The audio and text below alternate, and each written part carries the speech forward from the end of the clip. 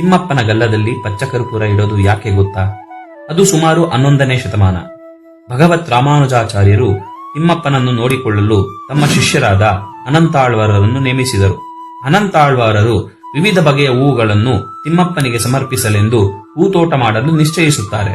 ಈ ಕೆಲಸವು ತಾನು ಮತ್ತು ಶ್ರೀವಾರಿಗೆ ಮಾತ್ರ ಸಂಬಂಧಪಟ್ಟಿತೆಂದು, ಈ ಕೆಲಸಕ್ಕೆ ಬೇರೆ ಯಾರನ್ನೂ ಕರೆದುಕೊಳ್ಳಬಾರದೆಂದು ನಿಶ್ಚಯಿಸುತ್ತಾರೆ.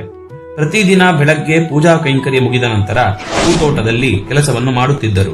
ಪೂರ್ಣ ಗರ್ಭಿಣಿಯಾಗಿದ್ದ ಅವರ ಹೆಂಡತಿಯೂ ಈ ಧರ್ಮ ಕಾರ್ಯದಲ್ಲಿ ಸೇರಿಕೊಳ್ಳುತ್ತಿದ್ದರು. ಅನಂತ ಆಳ್ವಾರರ ಭಕ್ತಿ ಮತ್ತು ಶ್ರದ್ಧೆಯನ್ನು ನೋಡಿ ಸಂತೃಪ್ತನಾದ ತಿಮ್ಮಪ್ಪ ಇವರಿಗೆ ಸಹಾಯ ಮಾಡಬೇಕೆಂದು 12 ವರ್ಷದ ಬಾಲಕನಾಗಿ ಇವರ ಬಳಿ ಕೆಲಸ ಕೇಳಿ ಬರುತ್ತಿದ್ದನು. ಆದರೆ ಅನಂತ ಆಳ್ವಾರರು ಕೆಲಸ ಕೊಡುವುದಿಲ್ಲ.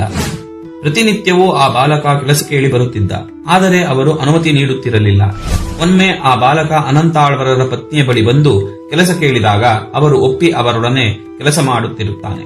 ಈ ವಿಷಯ ಅನಂತ ಆಳ್ವಾರರಿಗೆ ತಿಳಿದು ಕೋಪದಲ್ಲಿ ಆರೆಯನ್ನು ಆ ಬಾಲಕನ ಮೇಲೆ ಎಸೆಯುತ್ತಾರೆ. ಅದು ಆ ಬಾಲಕನ ಗಲ್ಲಕ್ಕೆ ತಾಗಿ ರಕ್ತ ಸುರಿಯಲು ಆರಂಭಿಸುತ್ತದೆ. ಆ ಬಾಲಕ ಶ್ರೀವಾರಿಯ ದೇವಸ್ಥಾನದ ಕಡೆ ಓಡುತ್ತಾನೆ.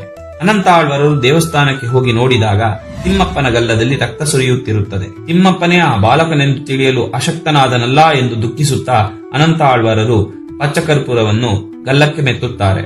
ಅಂದಿನಿಂದ ಅನಂತ ಆಳ್ವಾರರ ಭಕ್ತಿಯ ಪ್ರತೀಕವಾಗಿ ತಿಮ್ಮಪ್ಪನ ಗಲ್ಲಕ್ಕೆ ಪಚ್ಚಕರ್ಪೂರ ಇಡುತ್ತಾರೆ.